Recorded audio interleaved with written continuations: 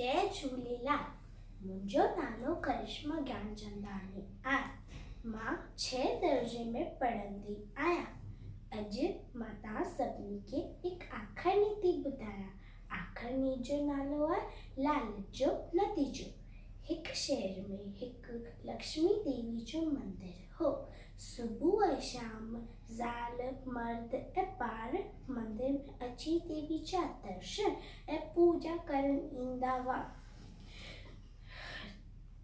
हिकु फ़क़ीर मंदिर में रोज़ अची वेठो हूंदो हो कि माण्हू हुनखे दान ऐं रुपया ॾींदा हुआ।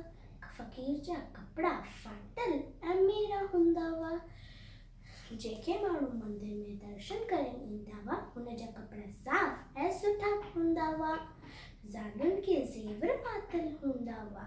हिन खे ॾिसी फ़क़ीर मन में देवी खे प्रार्थना थो करे, तव्हां हिन सभ खे केतिरो न धन ॾिनो आहे, मूंखे बि थोरो धन ॾियो तो मां पिनड़ खां छुटी पवां, पोइ मां तव्हांजी पूजा कंदसि। हू रोज़ देवी खे वेनती थो करे। हिकु ॾींहुं देवी फ़क़ीर जी वेनती ॿुधी खेसि दर्शन ॾिनसि ऐं चईसि, मां तोखे धन ॾियणु आई आहियां, छा में वठंदे?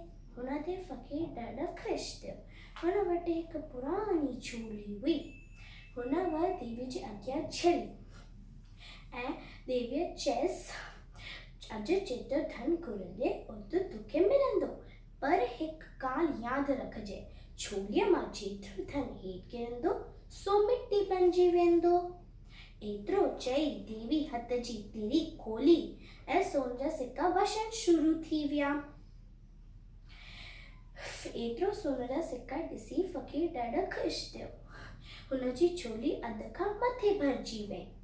देवीअ चयसि, तोखे एतिरो धन काफ़ी आहे?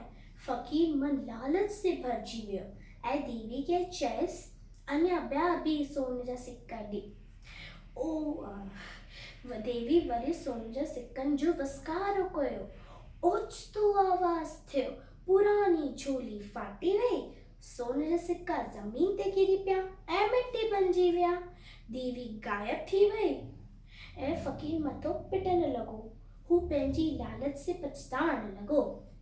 हिन आखाणी मां असां सभिनी खे इहे सिख्या थी मिले, असांखे लालच न करणु खपिजे। लालच बुरी बला है। जय झूलेलाल।